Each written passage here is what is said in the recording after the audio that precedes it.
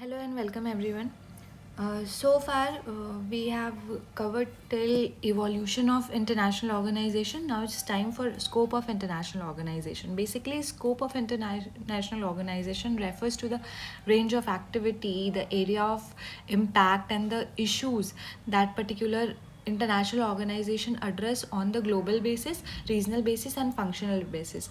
Functional level means on the requirement differs up to different political institutions that are present in different nation states. Okay, international organization vary significantly in the mandates and purpose. It had several objective and purpose to play upon. Okay, but it generally aims to foster cooperation among the nation states and provide solution to the how to tackle the global problems. Okay, the scope of IOs. First is peace and security. Peace and security talks about the conflict resolution and peacekeeping, like African Union play crucial role in mediating conflict, deploying peacekeeping missions, and facilitating the negotiation between the warring party, the two parties which always wage the war is known as warring party. Second part is disarmament and non-proliferation organization like International Atomic Energy Agency (IAEA), which works to prevent the proliferation of nuclear weapons, while other bodies also supports the disarmament. In which they are prohibited to use every way where the military channels or the chemical and biological conventional weapon channel to eradicate any issues. Okay, so basically to stop fight between them.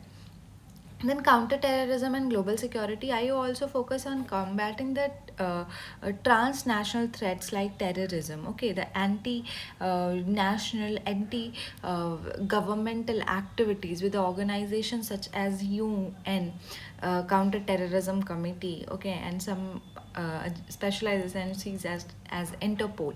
Okay, facilitating the international cooperation in the law enforcement. Second is in economic development and trade. Economic development and trade talks about the global trade and finance.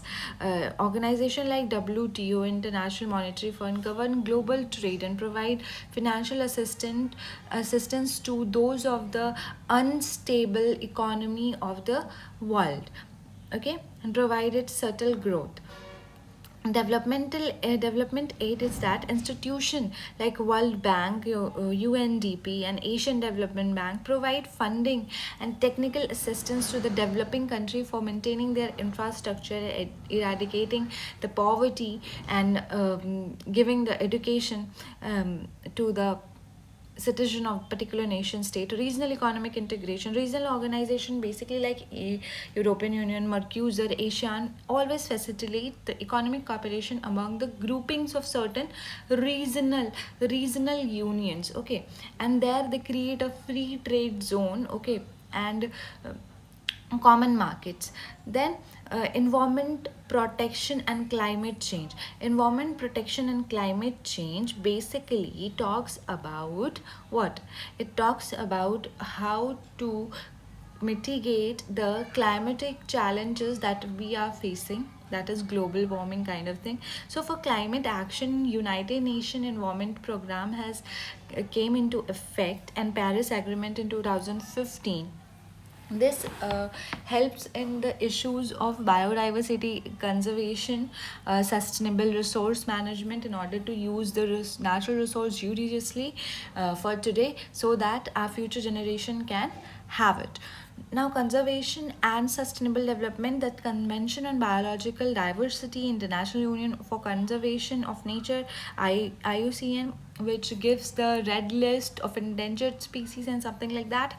So these all are the example of organization which helps or focuses on biodiversity conservation, protection, sustainable uses of ecosystem, and environment education to the people, so that people may get aware of these things and uh, not like disturb the environmental dependencies. Okay, now humanitarian and social issues. So basically human right protection use scope is also towards the human right protection, okay, humanitarian assistance and global health. Okay, some of the international organizations like United Nations Human Rights Council, UNHRC's, European Court of Human Rights, these are in the regard of human right protection, humanitarian assistance like International Red Cross, UNICEF, World Food Program. These all particular international organization give a way to the human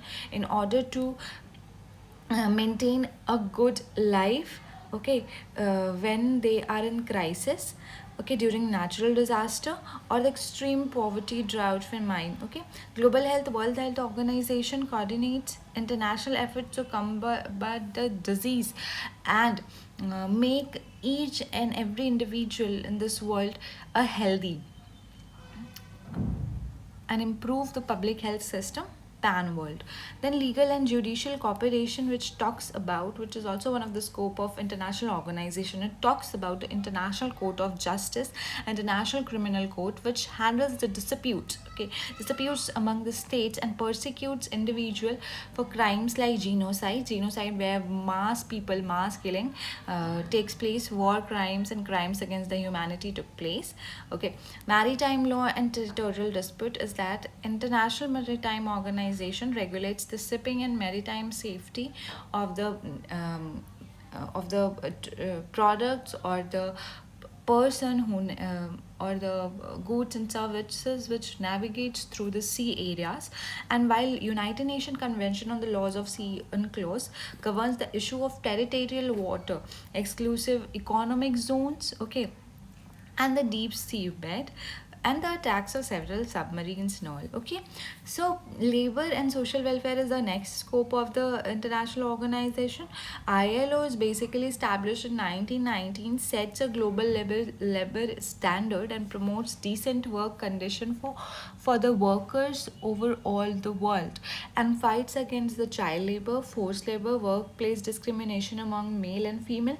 Social welfare and poverty reduction is also one of the tenets of global in order to thus fulfilling the scope of IO towards the labor and social welfare is that organization like UNDP and the regional bodies such as African Development Bank work for improving the living conditions of the citizens of the certain nation states and reduce the inequality and promotes the social welfare among them. Okay, now next is the scientific and culture part of thing, like scientific, educational, cultural cooperation is also one of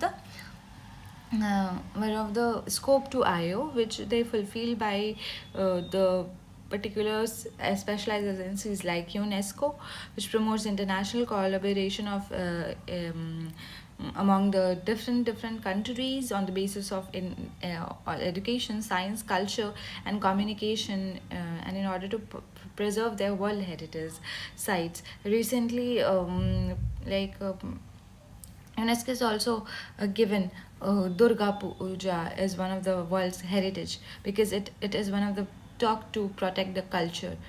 Okay. Now, scientific research in global areas, the International Council for Science fosters the cooperation in scientific research and innovation addressing the global issues like the energy crisis, health crisis, and environmental crisis that we face today.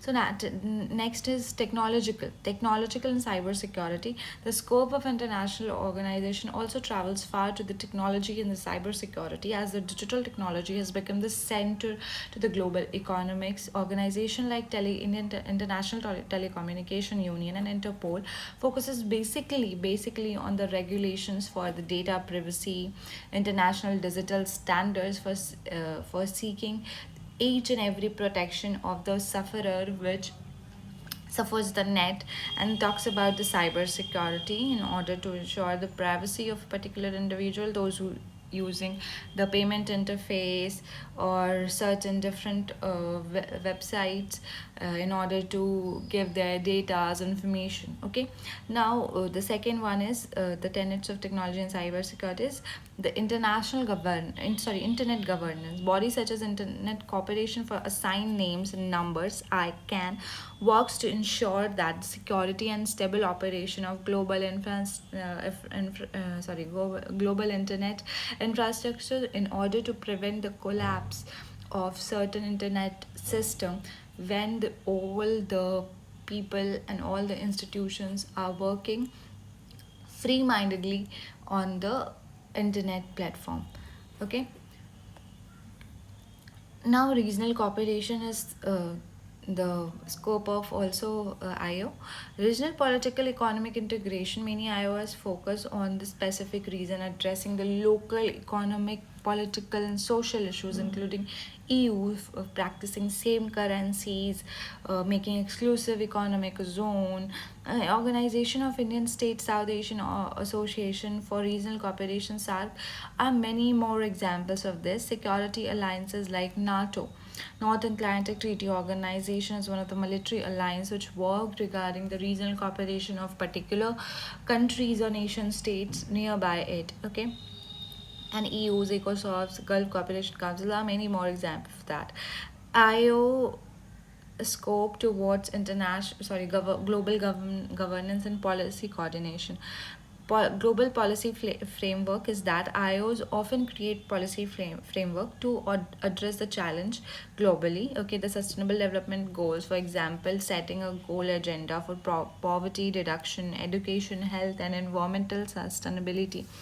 Global conference and summits that IO organize conference such as UN Climate Change, COP20 summit to gather world leaders together and express says the to address the pressing global issues over there.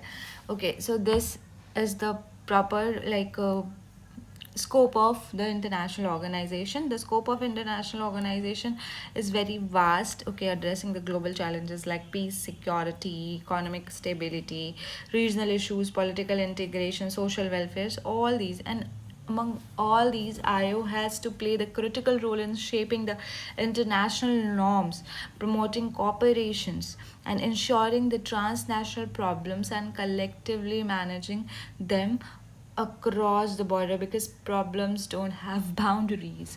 So this is how. Now, as we told about what the mainstream theories that is connected to IO. So what in the context of realism is the view about international organization. So in the context of realism, which is international theory, it is based on the national interest. Okay, the role and effectiveness of IOs are viewed with skepticism. Realism emphasizes basically on anarchic nature of international system. It is the centrality of state power and importance of national interest first and foremost. Uh, Under this perspective of realism, IOs is to be seen as a powerful as a tools of powerful state rather than the independent actors and shape international politics. Here's how realism basically the according to realist perspective, IOs having state centric approach means IO do not combine for cooperation kind of thing. They just make association with certain kind of groupings or certain kind of nation states just because for their own state centric approach, for their own national interest. Why would I be together with you in certain group where I would not be benefited? So this happens. Okay, so state centric approach talks about the power of state.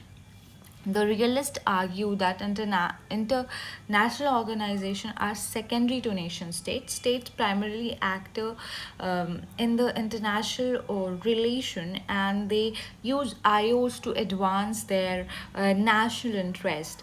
Okay, IOs have a little or no power to compel states to act against their own strategic interest. Okay, basically, anarchy and self-help. According to realism, basically there is no overarching authority to enforce rule above any of the states. Okay, so state must prioritize what for their own particular survival and security. and lead them to rely on the military and economic power for them only. So IAO cannot mitigate the fundamental self-help nature of international relations. Rather, it like uh, yeah, definitely it cannot mitigate the self-help nature, but it can go for like yeah, nation states are there for their own self-help, and they join certain groups or uh, cooperating group or IOs for their own self-help. Okay.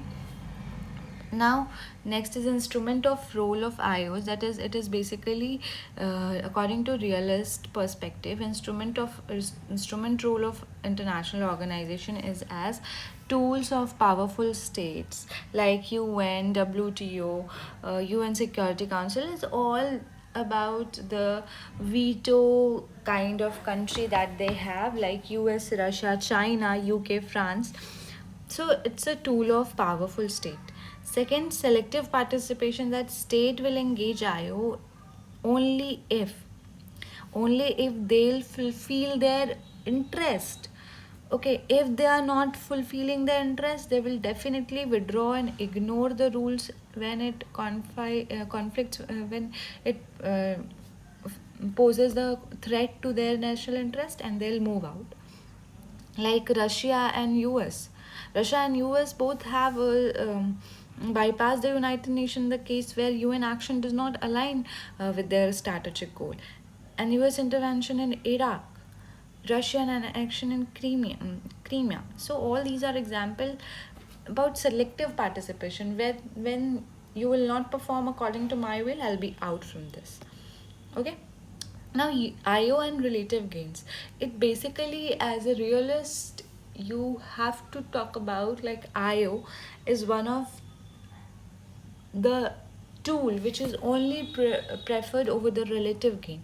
If you are not giving the gain, okay, in relation with certain groupings, state may hesitate to cooperate if they believe that another state will gain more than me. How it could possible? Everybody has gain should be equally distributed.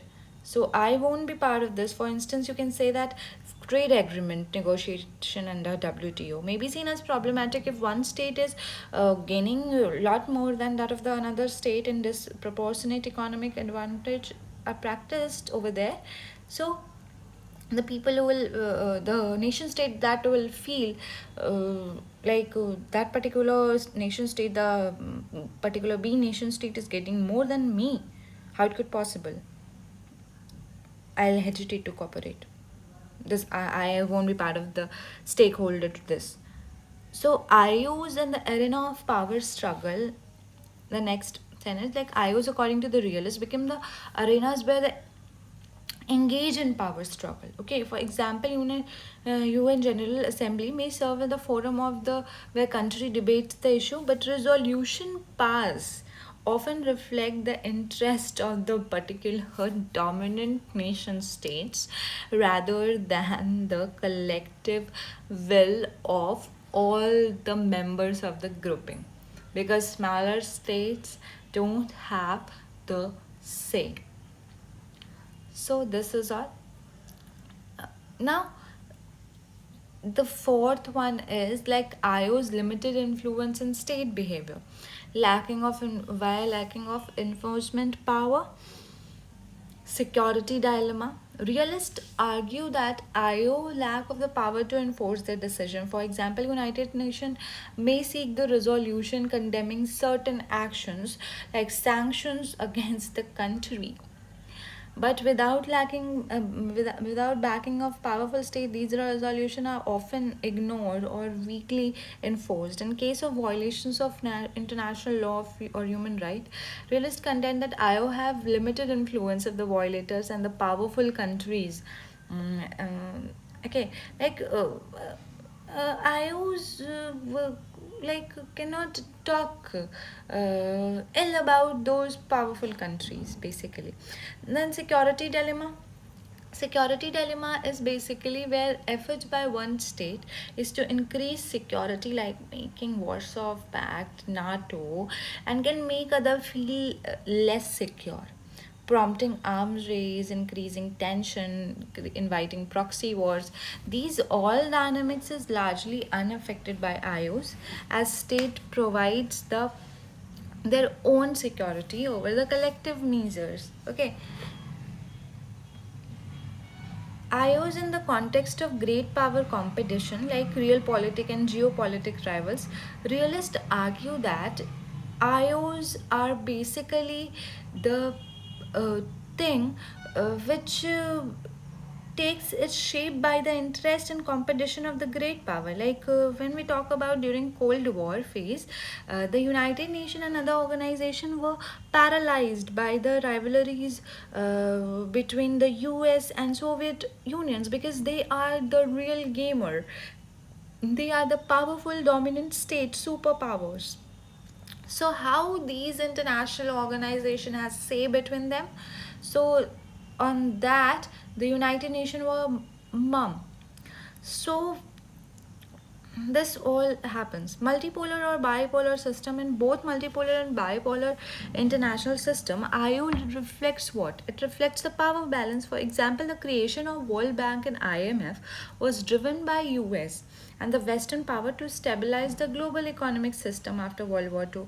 But with the impact is now increasing challenge, uh, which was faced by the rising powers such as China, and establishment of Asian Infrastructure Investment Bank could uh, be checked in this regard. So this all happened.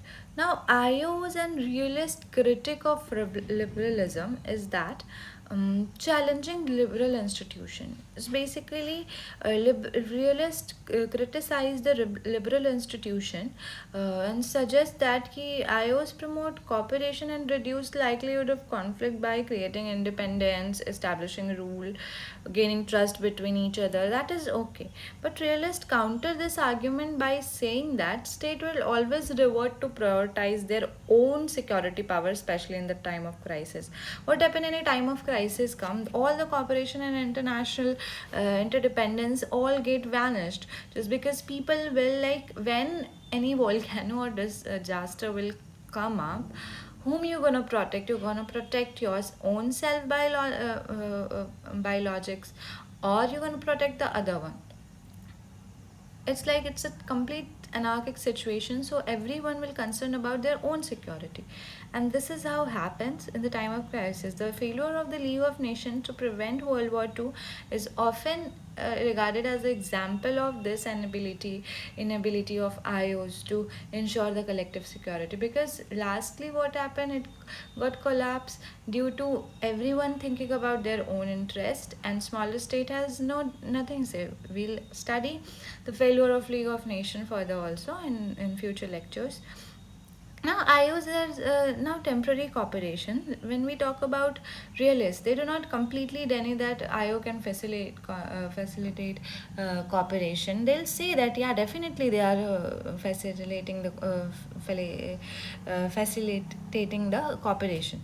They emphasize cooperation, but in temporary condition, like when they say they see their gain, okay, serve their interest. Then if they don't feel it is necessary, they will definitely abandon them, like US withdrawal from the Paris Climate Agreement under the Trump administration. So all this happened. The temporary cooperation, it talks about the temporary cooperations of the nation states.